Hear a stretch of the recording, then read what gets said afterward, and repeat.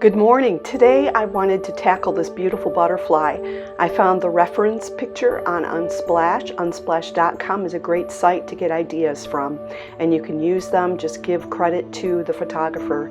I started my picture off with a nice light wash in the background, wet it down, let it sit for a while. I did not use masking fluid on it, and after I laid down some of the green and the yellow, it was very, very simple. I put a few sprinkles of salt at the top on the mid left. So right now I'm going to just do a little bit of outlining of the wings. I want to get a general idea of the shape and my boundaries, my borders for the bug. And also I painted in the body of the butterfly. It just gives me a feel for what the rest of the wings and everything else should look like and how to compare it. So I needed the size of these things first.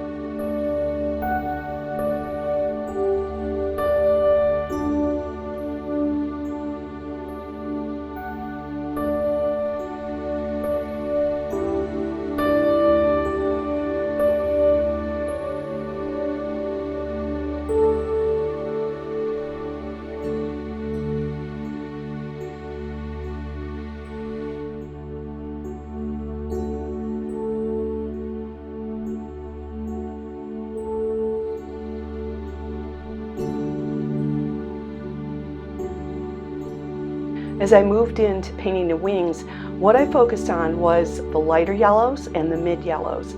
I didn't worry about painting everything super dark at this point.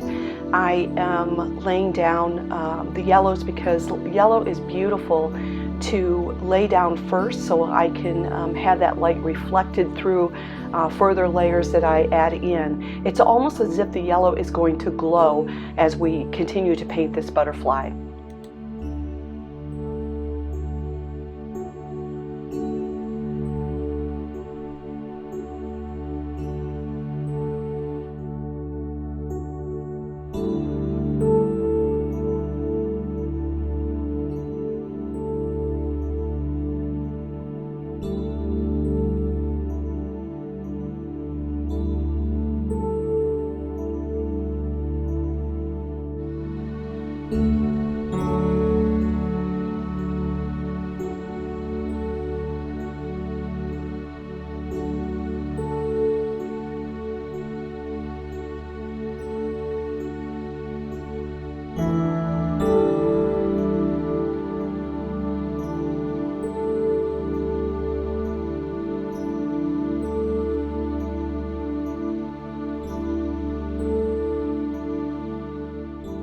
So here I'm demonstrating work in adjacent layers. I cannot paint the lines in between the yellow right now because I need those other portions that I just painted to dry. So I went ahead and picked up my brush and decided to add in some of the little tiny black dots along the outer wings of the butterfly, so I'll know roughly where those are at as I continue to paint this gorgeous little thing. I love it.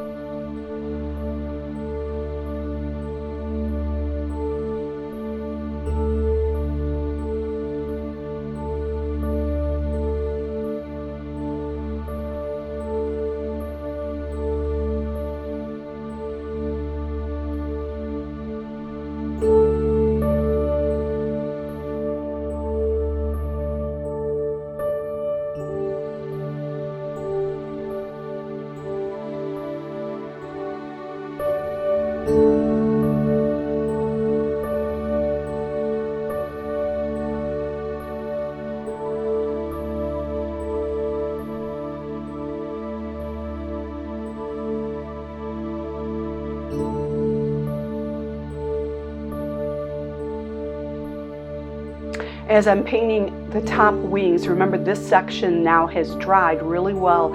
You do not want it wet at all. You want it bone dry. And if you want to know how to test that, take the back of your hand and gently touch your paper. Why the back of your hand? Because you won't have the oils that are on your fingers. And if the oils from your fingers in your hand get on that paper, it is going to affect how the watercolor paint goes into the paper. It actually will change it. So use the back of your hand, and if it feels cool to the touch, it's not dry yet. So I waited for my paper to dry, and then I went ahead and went in to give me some of the guidelines or the outlines of the sections of these wings. So again, I like to put the light down and then put some contrast down. I'm finding that I do that by a habit, and I like it because it helps me understand the overall picture that I'm working on.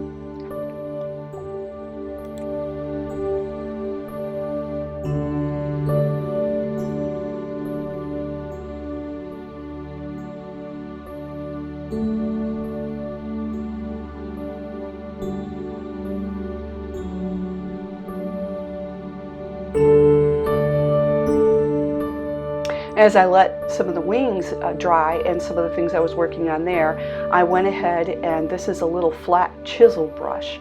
And the chisel brush is great because I had some rough lines that were near that stem, and I really would like them nice and straight, and I would like that area smooth. So a chisel brush will help scrub out some of that extra stuff. I just get the brush wet, and then I'll take it to an area that's not, quite filled in right, or it's not lining up to the lines of the stem, and I'll just work on that. So while I'm letting other parts dry, I'm working on the yellow part of this flower, and then we'll move on.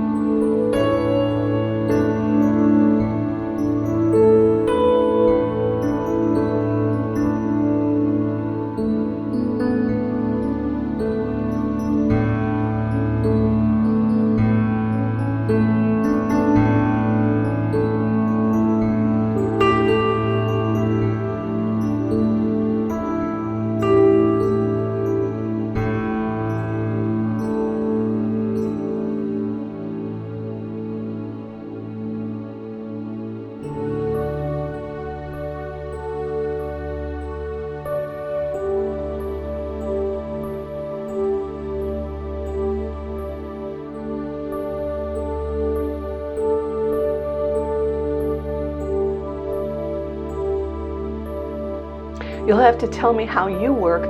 I work not in some kind of method. where I do everything exactly the same.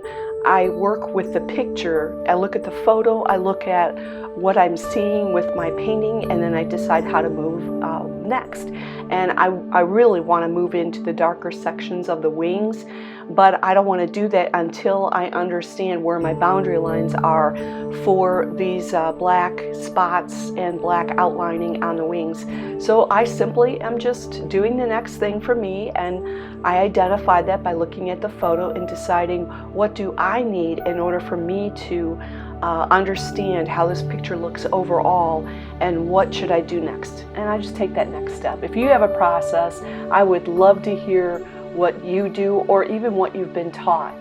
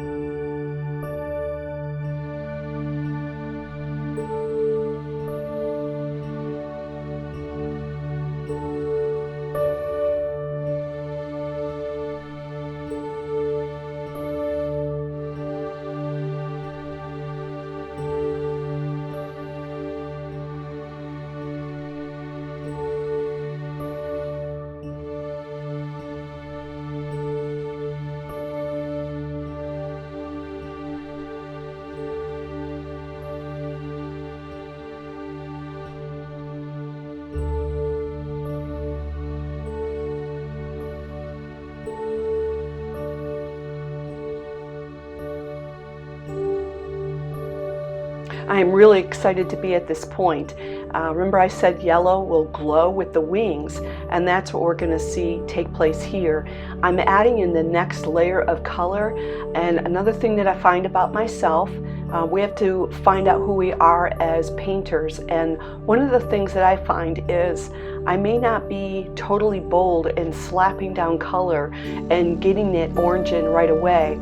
I do prefer laying down that yellow like I did earlier because that's going to glow through the color. So whatever I'm doing here, as long as I don't pick something that is a staining color means it's going to go on and I'm not going to be able to add anything on top of it, and you're not going to see that beautiful yellow glow. So I'm kind of careful which paints that I use, but I'm not overly obsessive watching it. So you can see these yellows start to come through.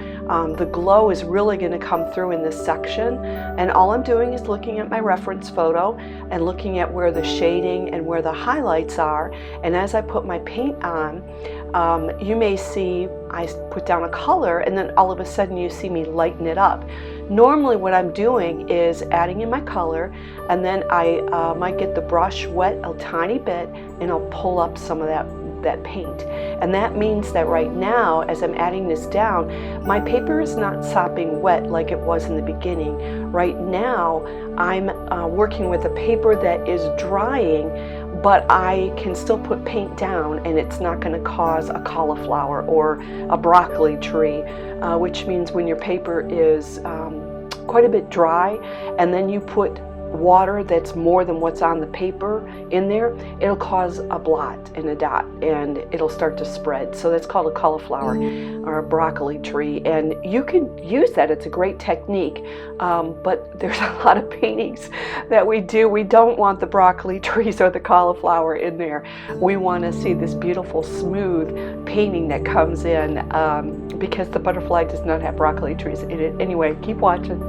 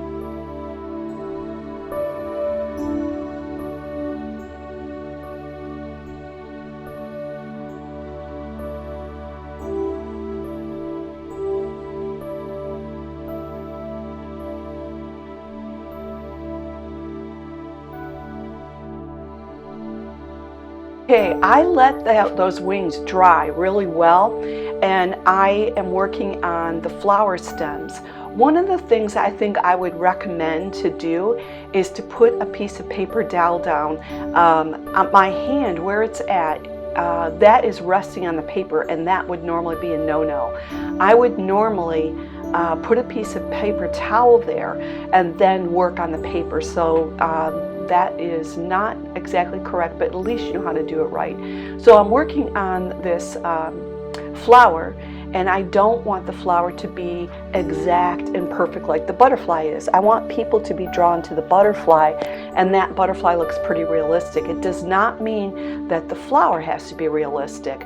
I struggle with perfection, and so I continually, you hear me saying, I'm trying to loosen up, and I'm also trying to get myself to explore new things.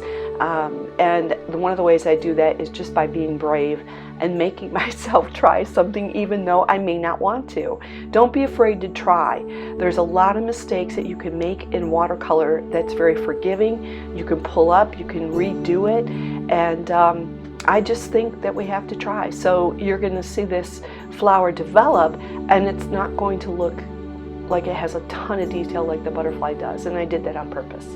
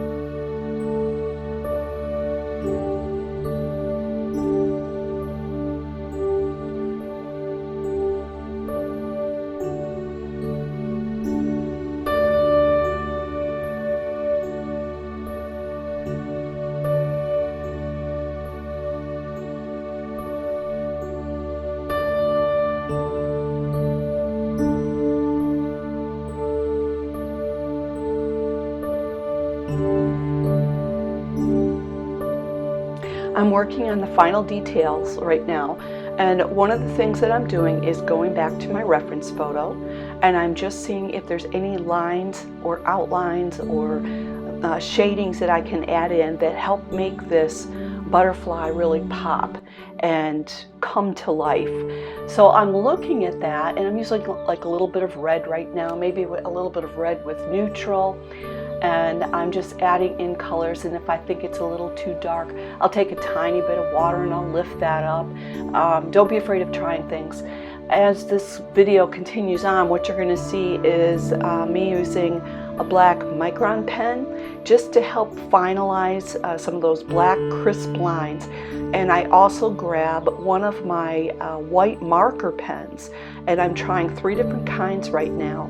So on this one, I wanted to try one of my new ones, and all I was doing was cleaning up some white lines, or if something is not emphasized enough, I'll take that pen and just add a touch here and there. So this really looks good. It's come along really well. I was really happy with this painting. I had a couple people request for a butterfly, so that's why I did this one. So let me take this opportunity to thank you so much for watching my videos. Thank you so much for your feedback, your comments, your suggestions. I'm learning from you. I hope that you're able to pick up some tips from me. And be sure to subscribe. And another thing that you could do too is I am continuing to build supporters who are willing to help me make art classes affordable. And one of the ways that I can do that is by hosting a Patreon page. And on Patreon, patreon.com, Cindy Williams Moore Artist, and I have a page there, is to ask people like yourselves if you'd be willing to give me $1 a month, $5 a month, $9 a month. $9 a month will give you all of these lessons in complete training, like the whole video. And I'm working in developing that page, but I need supporters like you. And to make it easy for students, I have a lot of younger people who are watching my videos. I found it's not my age. I'm older, guys, but I'm not going to tell you how old I am. And anyway, but I need support, and I'm not ashamed to ask for it, because you don't need to give your money to dead artists. The living need it. So join me and support me. Follow me on Facebook, Instagram, Pinterest, Twitter, and I look forward to seeing your work. Subscribe. Let me know that you have artwork on your page. I love to subscribe back, grow a community, get to know you more, and to share whatever I've got, and I want to learn from you as well. So y'all have a great day, and I will see you next time.